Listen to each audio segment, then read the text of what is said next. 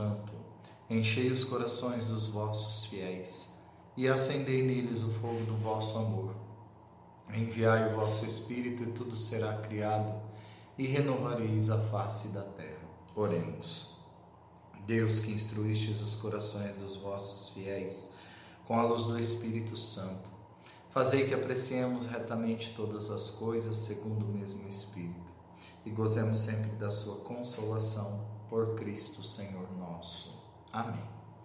Querido irmão, querida irmã, bom dia. Espero que você esteja em paz entre meio a tantas notícias tristes que nós temos em relação a esse novo vírus, o coronavírus. Eu espero de fato que você e a sua família estejam bem.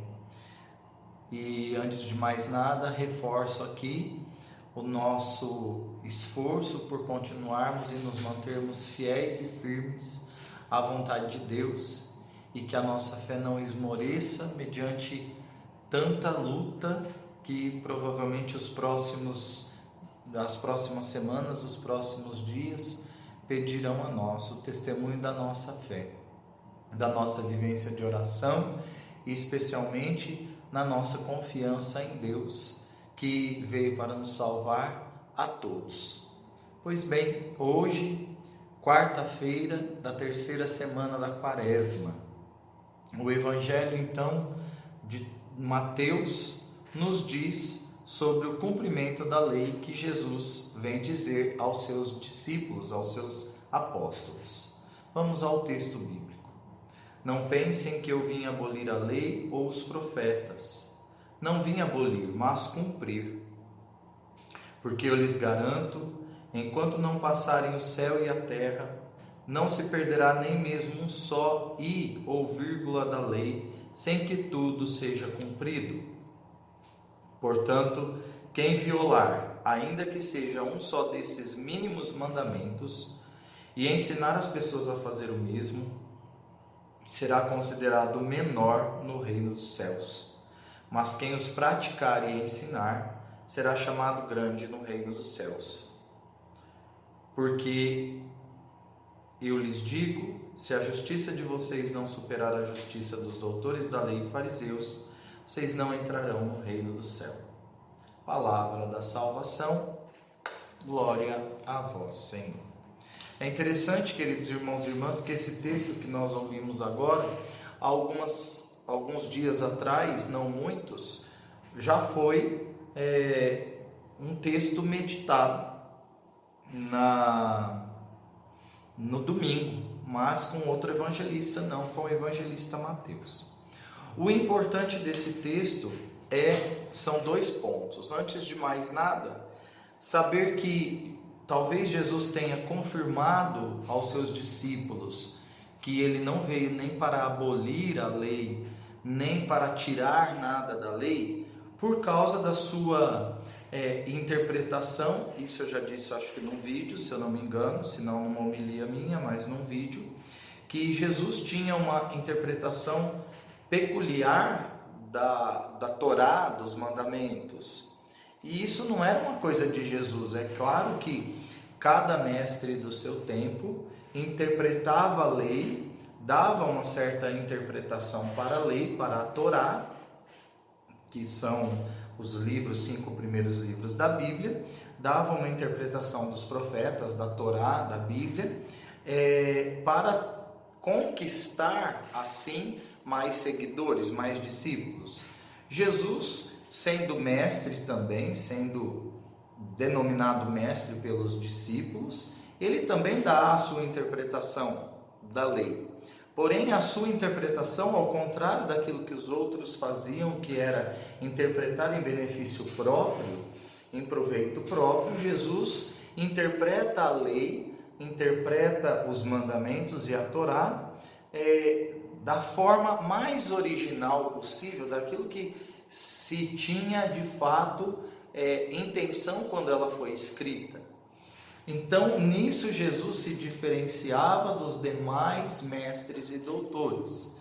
Essa é uma diferença que Jesus tinha para com os demais. Jesus, então, para afirmar aos seus discípulos aqueles que o seguiam, que ele tinha uma interpretação original peculiar da lei e da Torá, ele diz essa frase: eu não vim para abolir a lei, nem para tirar nenhum só i, mas fazer com que tudo se cumpra. Por quê? Porque Jesus é o pleno cumprimento da vontade do Pai.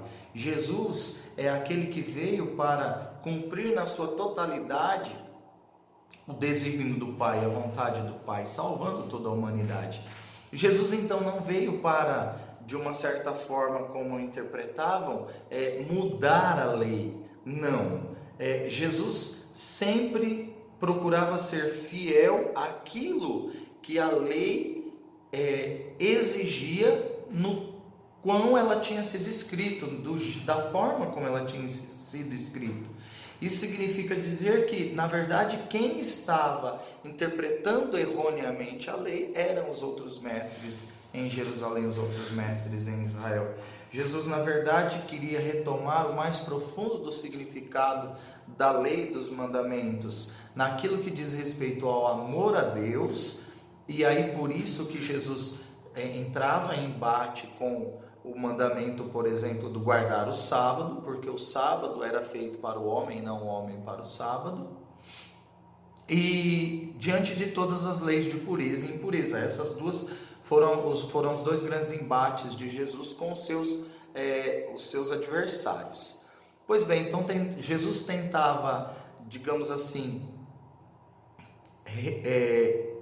tentava valorizar aquilo que é o máximo a lei falava.